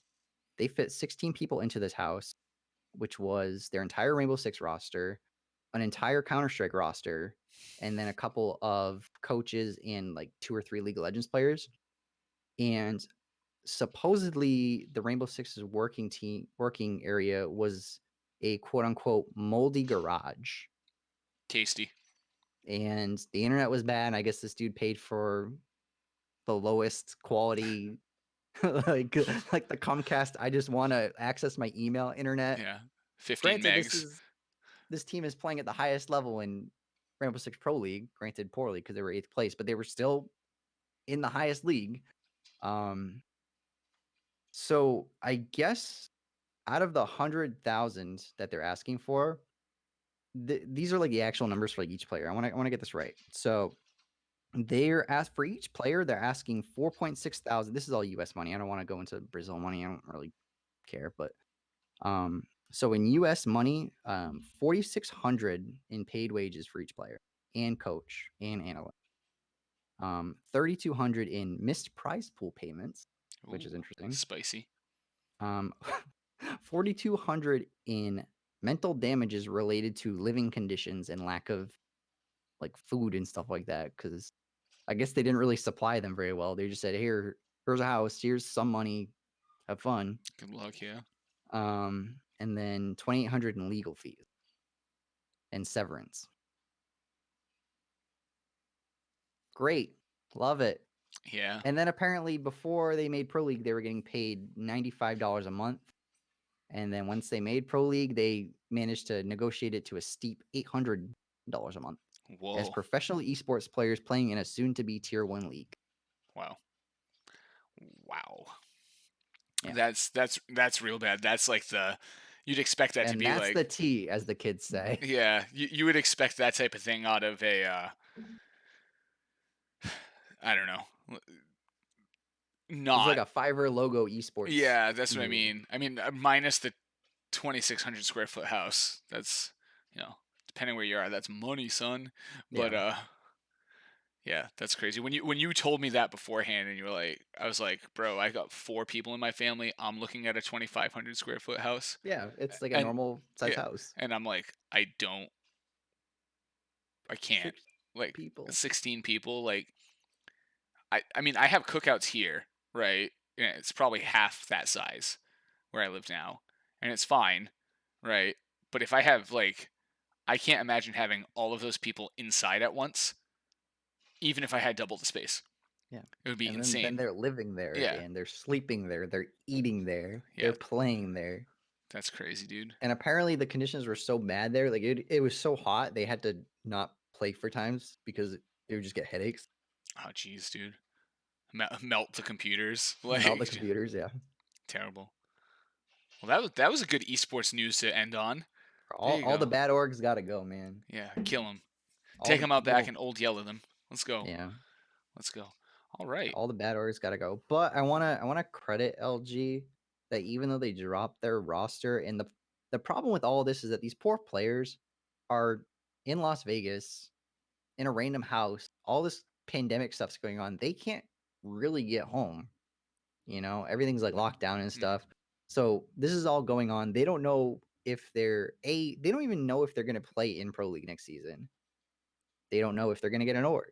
They don't know when they're gonna be able to go home. But to their credit, LG is paying for the house right now. And to their credit, LG is working to get them all home. So props to LG Yep. doing the basic thing required Yeah. for human beings. Well, Good it's. job. I guess that's the point. I'll end on is the standard for props is just like too low. You know what I mean? By the way, the Brazil team is called Team One, Team one as in team we pay $1. dollar. Yeah. No shit. Um. Yeah. Terrible stuff. Rainbow Six is on Terrible. fire. It's bad. I love it. I love it. But we'll see. But the problem is this LAN league isn't supposed to start for 2, 3 months. Oh Lord. So yeah. So I'm sure it'll fix itself out, but right now, man, it is just on fire. It just looks And like in classic Ubisoft fashion, we have no info on anything. All we have are just these leaker accounts, and then we have Reddit threads, and we have we have just people in the know making tweets like allegedly Reciprocity's new org is Genji, mhm. which is like a League of Legends team from Korea. So someone was tweeting, "Man, we lost EG and LG, and we ended up with Susquehanna Sonics disrupting an Overwatch character." That's awesome. So That's that's awesome. why everyone thinks it's Genji. That would make sense. That makes sense. Cool. But the problem is people like were searching for Genji esports and they found this like Fiverr logo Oh no. esports team that only sponsors Hearthstone players and like no way. No way this is reciprocity right now. I want to be a pro Hearthstone player. Let's go. So was that it, Dan? Let's go. Was that everything? That's everything I have. The only thing I'll throw out the standard, you know, bitwise Dan on everything for me. The second I is a one, BITW1 SEDAN or BitW1 sedan. Ross is Rain R success on the old Twitter, That and might not be our success for long if this I, keeps I up. I know We might he's have gonna to be change changing. that. Um, you can follow GamezoGG on Twitter. Gamezo.co.uk is the website. You can read about all of our gaming news and cool stuff. We're here every what is this Sunday 2ish p.m. Eastern time live, and then you can get us Mondays on all podcasting platforms in the evening time frame Eastern time. Go follow us, throw us a like, 5 stars, review, all that stuff. So that's all good. We're gonna hit the BRB button, and Yeah, then so what's Ross. the plan? So we're What's the gonna hit plan the for this? BRB button, and then we're gonna come back, and for the live viewers only at this time, we're gonna. Are there live viewers? Yeah, there's a few. We got a few. Okay. They're not very chatty live viewers, but we're gonna come back and we're gonna hit them with the old. We're gonna hit them with the old debrief and see if there's any fires we can start, any Okay. salacious material we can release. So I'm gonna hit the BRB button. It might destroy everything. I've never tested this. Phase up.